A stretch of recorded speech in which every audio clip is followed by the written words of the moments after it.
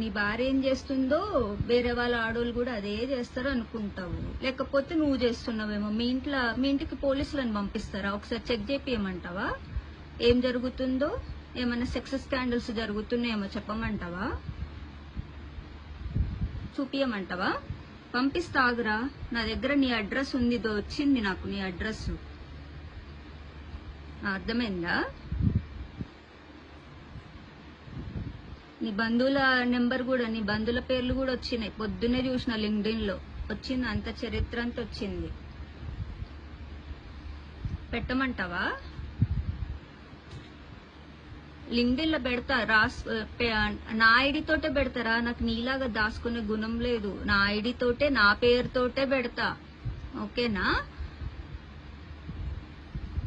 LinkedIn లో నీ చరిత్ర రాస్తా, ఇప్పుడు పోయి తెలుస్తుంది జనాలకి.